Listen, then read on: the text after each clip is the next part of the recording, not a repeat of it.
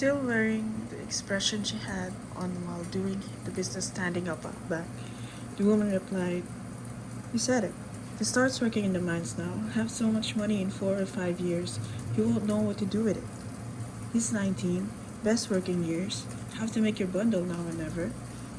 She spoke in little snatches as if to herself, all but insisting that I become a miner. She seemed to be of the same opinion as the doTERRA. I had no objection, of course, nor did the prospect of not becoming a miner pose any problem for me. I had never in my life been in such an oddly passive mood. I suspect I would have gone along with anything anyone said to me at the time, no matter how outlandish. But why? I had just spent a year so full of duty and desire and agony and my own wrongdoing that everything had suddenly burst and brought about an enormous collision, as a result of which I had come running blindly this far. Nothing in my life before that day should have rendered me so passive, and yet undeniably I could not have found in myself the last spark of resistance to anybody. Nor did I think of this as either strange or contradictory. I probably didn't have it in me to think about it at all. The only consistent thing about people is their bodies. And because our bodies stay the same, most of us are content to assume that our minds do too. That we go on being the selves we were, even when we do today the exact opposite of what we did yesterday. When the question of responsibility comes up and we are accused of breaking faith, why is it that none of us even thinks to reply, "Well, that's because my personality is nothing but memory fragments"? Having experienced this contradiction any number of times, I know it's too much to ask, but still, I seem to feel a tinge of responsibility, which leads me to the conclusion that people are put together in a tremendously convenient way so as to become victims of society.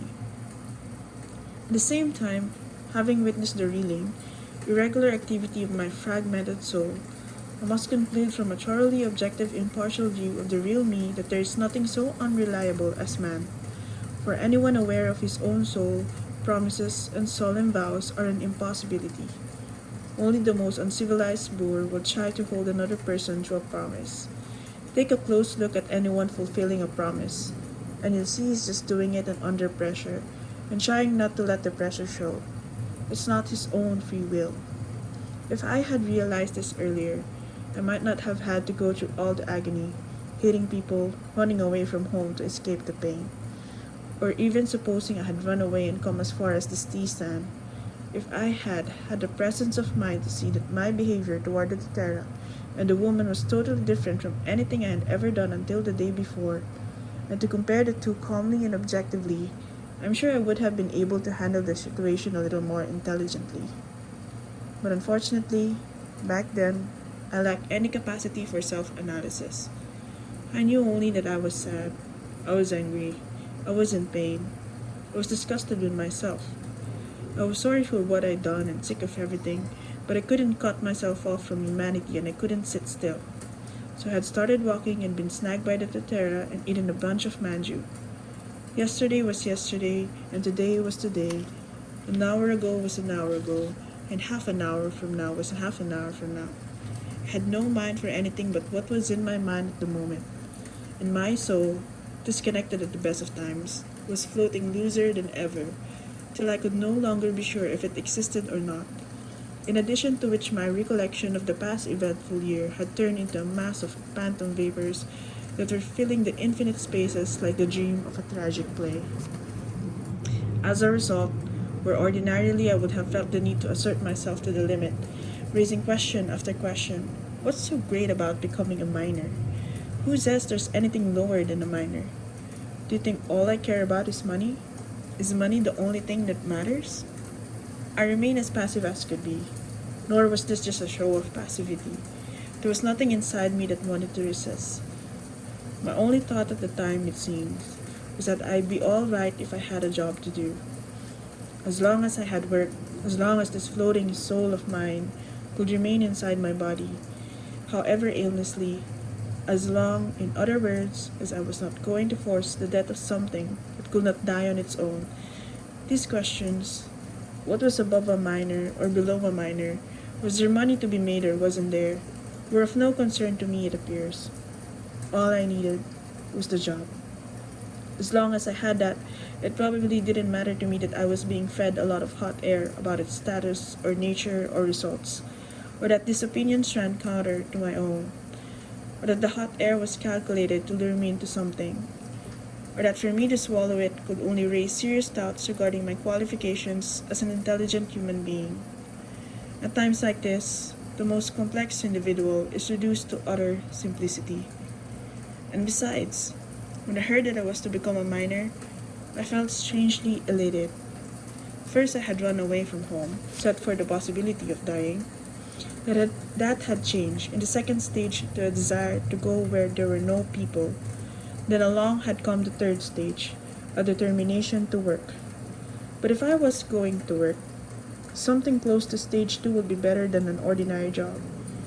And better yet would be something connected with stage 1. I had seemed to go from stage 1 through 2 to 3 almost before I knew it. But in fact, my changing mental state had been pushed along so that it moved with regret from one stage to the next. Looking back fondly at each stage it had been forced to abandon. My third stage determination to work had not been so reckless as to shake off stage 2, nor had it moved so far from stage 1 as to sever all contact with it. If I could work in a place where there were no people, and in a state close to death, then I could carry out my final resolution while still, to some extent, satisfying my original goals. What was a miner, after all, but a man in a mine? Someone who worked where the sun never shone, who, while in the real world, yet burrowed beneath it, whose only companions in the dark were lumps of ore and earth, and who never had to listen to the voices of the world of men. It was a gloomy life, no doubt, and that's what made it exactly right for me. There were lots of people in the world, but no one as perfectly suited to being a miner as I was. It would be my calling. Of course, I didn't have it work out as clearly as this, but when I heard the word miner, the gloominess of it struck me, and that very gloominess made me glad. Recalling all this now from my present vantage point, I can only believe they were the thoughts of someone else. So I said to the Dotera, I intend to work as hard as I can. Do you think they'll let me become a miner? With a magnanimous air, the Dotera replied, they're pretty tough about letting anybody be a miner right off, but if I put in a good word for you, it's a sure thing. If he says so, it must be true. I figured, keeping silent for a while. Did the tea woman pipe up again? All you need is a word from Chozo here. They'll make you a miner for sure. I now learned for the first time that the terrace name was Chozo. I had a few occasions after that, when we were getting on and off trains to call him by his name, but even now I am not certain how Chozo ought to be spelled. This was the man who grabbed me by the nose the moment I ran away from home and turned me in a totally unexpected direction. The man, as it were, who contributed a great turning point to my life. How very odd that I should have learned his name by word of mouth but not know how to write it. So anyhow, since Chozo and the tea woman both promised me I could become a miner, I figured it was true, and replied, well, then I'll leave it up to you. Meanwhile, I had absolutely no idea where someone sitting in this tea stand would have to go, or what steps he would have to take to become a miner. I didn't see any need to ask. However, since Chozo had pressed so hard, and I had said I was leaving it up to him, I was sure he would take care of it. Alright then, Chozo said, vigorously lifting the tail of his doTERRA from the bench. Let's get going. Are you ready, kid? Don't forget your stuff. I'd left home with nothing more than the clothes on my back. The only stuff I could conceivably forget was my body. I'm not forgetting anything, I said, standing. But then the tea lady and I looked at each other. Ah yes, it's a manju. I had forgotten to pay. Chozo was already halfway out through the reed blind, looking at the road with an unconcerned expression on his face. Pulled my wallet out and paid for the 3 plates of manju from my 32 cents. While I was at it, I left a 5-cent tip. I can't recall how much I paid for the manju, but I remember the woman saying, stop by on your way back after you make all that money at the mine. I did eventually quit the mine, but I never had occasion to stop by the tea stand again. I followed Chozo out to the old band of pine trees I was so sick of, trudging down the single path in ankle-deep dust. And though it had seemed endless before, I was surprised how quickly we got through it this time. The pines gave way at some point, and we found ourselves at the edge of what appeared to be one of the shabby, old post towns on the Itabashi Highway. It seemed all the more like the Itabashi Highway when a rickety horse-drawn omnibus passed by. Walking a step ahead of me, Joso turned and asked, "Want to take the omnibus, kid?" "I don't mind," I said. "Want to forget the omnibus?" he asked. "I don't mind," I said. "What do you want to do?" he asked. "I don't care," I said. By that time, the omnibus was gone. "All right," Joso said. "Let's walk." And he started walking. So I started walking. Ahead, the dust raised by the omnibus filtered into the morning sun, giving the road a cloudy, yellow look. Soon the number of passers-by began to increase, and the town itself became a little more presentable. We came to a spot almost as lively as Kagurazaka in the Ozugome district of Tokyo. In fact, the shops and the people and their clothing looked exactly the same as the ones in Tokyo. There was hardly anybody like Chozo here. I asked Chozo, "What's the name of this place?" "What, you don't know?" he said with a surprised look. But he told me readily enough without laughing at me. In this way I learned the name of the town, though I am not going to mention it here, apparently quite puzzled that I didn't know the name of this bustling place. Chozo asked, "Where are you from, kid? Where were you born?" Not that I came to think of it, for someone who was supposed to be introducing me to an employer, it was a little too negligent of Chozo never to have asked me about my past or my background. Later, I came to realize that he had absolutely no interest in such things. When he asked me where I was born, it was strictly out of a momentary curiosity aroused in him by my ignorance. As evidence of this, when I answered Tokyo, his only response was, "Oh," and he turned into a side street, practically dragging me in after him. The fact is, I come from a rather prominent family. While it might appear that I had run away from home because things had become too complicated for me, I had not taken this rash step merely to spite my parents. I had come to hate being at home because of a sort of disgust I was feeling for people in general. And once I started feeling that way, I couldn't stand the sight of my relatives, my parents, anybody. At one point I realized what I was doing and tried to fight it. But by then it was too late.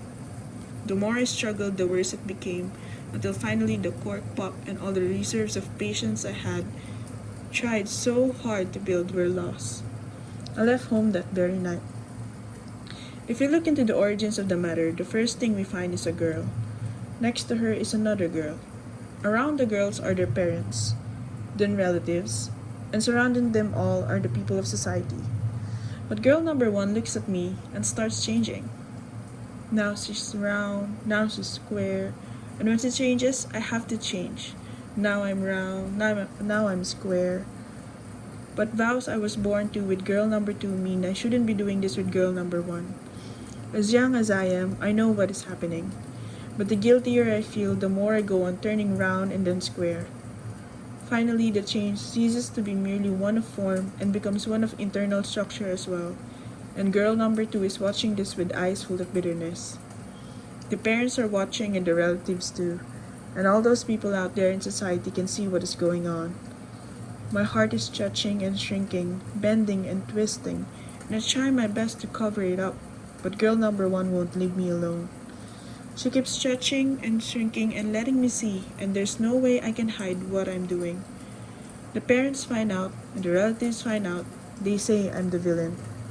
Of course, I've never considered myself a hero in all of this, but the more I sound them out, the more I realize that what they mean by villain and what I mean by villain are two different things. I try to explain myself, but they won't listen. I'm beginning to feel especially put out that my own parents won't believe me when it occurs to me that if I stay by girl number one, there's no telling what could happen. I may well become the villain they say I am and never be able to explain. But still, I can't tear myself away from her. Every day I feel increasingly guilty toward girl number two. Every day these conflicting emotions come rushing at me from all directions, and I'm the maypole in the middle. If I pull on this ribbon, it tangles that one. If I loosen that one, this one tightens up. There's no way I can straighten out all the lines jumbled together in my head. I tried twisting and twiddling with them so much I can't stand my own cleverness, but the result is always the same. And then it hits me. Since I'm the one who's suffering, I'm the only one who can put a stop to it. Until now, I've been counting on somebody else to come up with a solution that will work for me. It's as though I've met someone on the road and I'm trying to figure out a way to have him walk around me in the mud while I stand my ground. I've been presenting him with impossible reasons why I should stay where I am, and he should be the one to move. There's no point letting your reflection bother you as long as you're standing in front of a mirror. If there's no way you can move the mirror, called the code of society, then the most sensible thing to do is step away from it.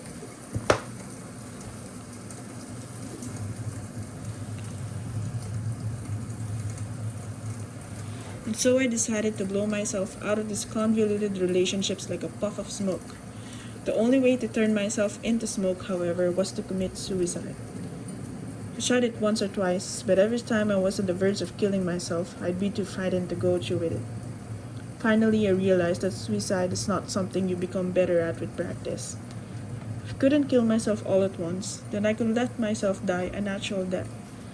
But living the comfortable life of one who, as I said earlier, comes from a fairly prosperous background, there was not much hope of my dying if I simply stayed at home. I would have to run away.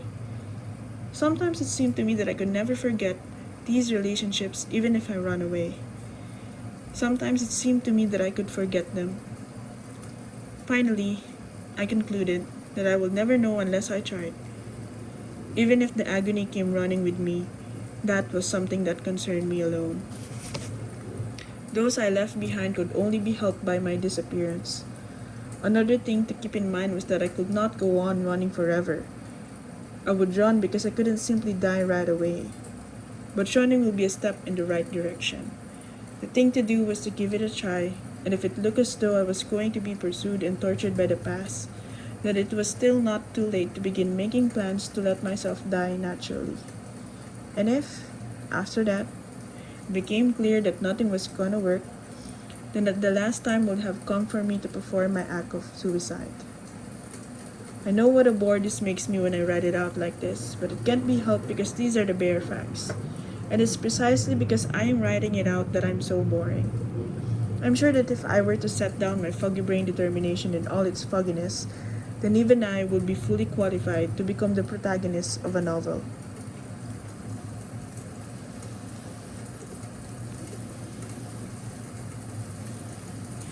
Or even if not, if I wrote a sensational account of everything that actually happened then, the two girls, the situation that changed daily, my worries, my agony, my parents' opinions, my relatives' advice, I'm sure I could make a very entertaining newspaper novel. But I have neither the pen nor the time for such things, so I'll forget about that and just tell about the most important thing, my experience as a minor.